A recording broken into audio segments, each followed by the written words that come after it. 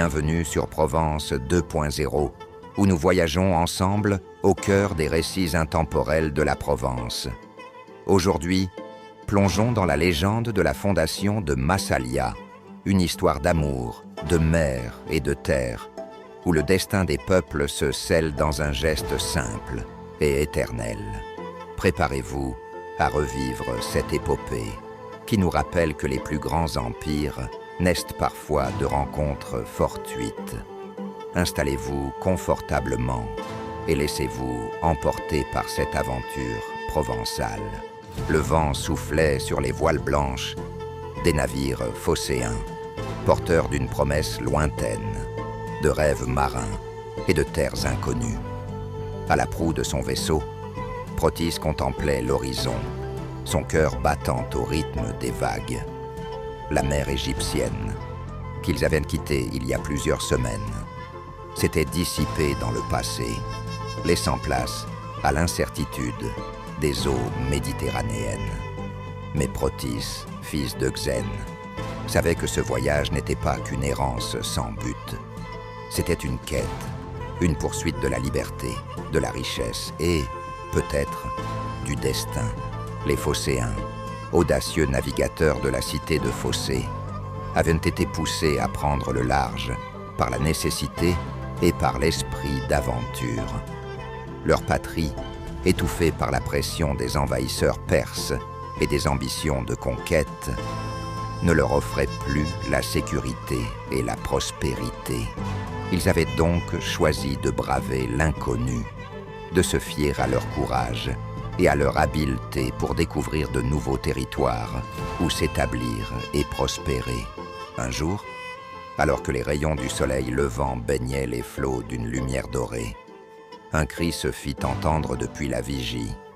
Baoum, baoum. Les cœurs des Phocéens s'emballèrent, l'excitation grandissant avec chaque vague, rapprochant leurs navires de cette nouvelle promesse de terre fertile.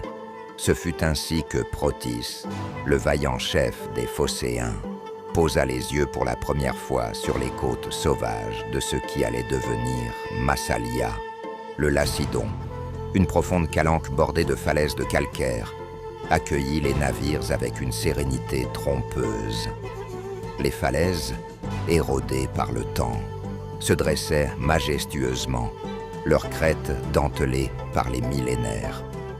Les sources cristallines jaillissant des baumes, ces cavités naturelles creusées par l'érosion, murmuraient des promesses de fertilité et de vie. Protis et ses compagnons mirent pied à terre, émerveillés par la beauté sauvage de cet endroit. Les odeurs de la garrigue, des pins et des herbes aromatiques emplissaient l'air, créant une symphonie olfactive enivrante. C'est dans ce cadre idyllique que Protis fit la rencontre qui allait changer sa vie et celle de son peuple. Les Phocéens avaient entendu parler d'un roi local, Nanos, qui régnait sur les Ségobriges, un peuple ligure farouche et ancien. Protis, décidé à établir des relations pacifiques et à trouver un endroit où s'installer, se rendit au refuge de Nanos, un lieu rustique mais imprégné de l'histoire et des traditions de ses habitants. Nanos, grand et imposant, accueillit Protis avec une surprenante bienveillance. Protis, étourdi par les émotions et la chaleur, demanda à ses marins une poignée d'olives épicées et autres raisins secs qu'il consommait régulièrement pour reprendre des forces. Après en avoir ingurgité une bonne poignée et constatant que Nanos l'observait émerveillé, il ne put s'empêcher d'en partager avec son hôte. C'est à la suite d'un court instant d'hésitation, accompagné d'un long moment de dégustation, que les discussions commencèrent, mêlant gestes et mots, dans une danse de diplomatie et de découverte mutuelle. Mais c'est lors d'un festin en l'honneur des visiteurs que le destin décida de prendre part à la soirée. Gyptis, la fille de Nanos, fit son entrée dans la salle, et en un instant, le cœur de Protis fut capturé par sa beauté. Ses yeux reflétaient la lumière des torches, avec une lueur mystérieuse, et ses mouvements gracieux semblaient issus d'un autre monde.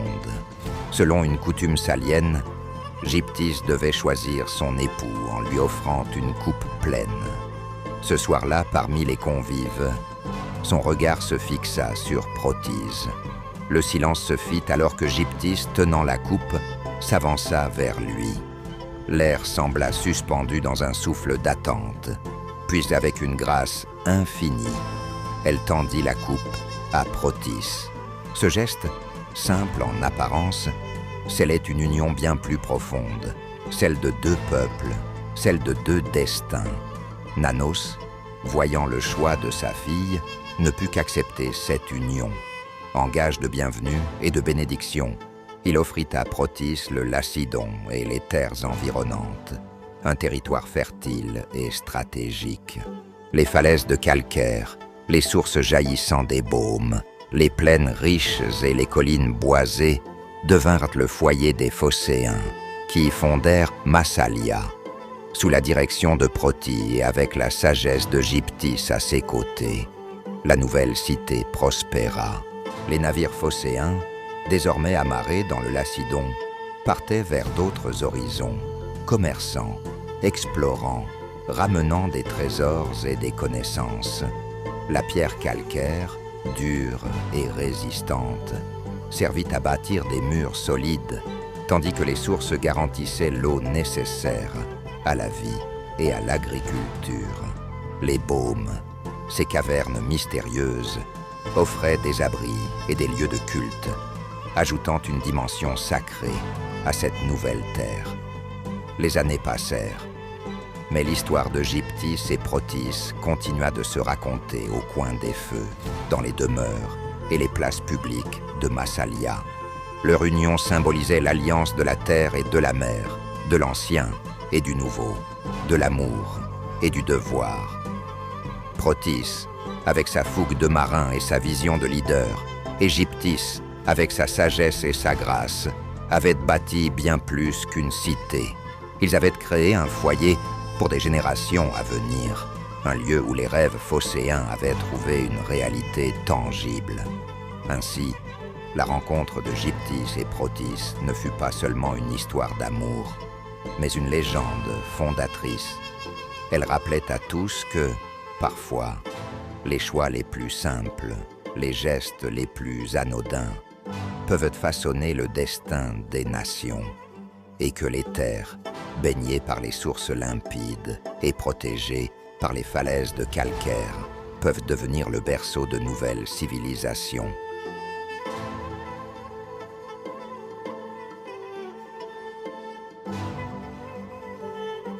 Merci d'avoir embarqué avec nous pour cet épisode de Provence 2.0. Si cette histoire vous a touché, n'hésitez pas à vous abonner et à partager vos impressions. Ensemble, faisons revivre les légendes qui continuent de façonner notre Provence. À bientôt pour d'autres récits captivants et authentiques.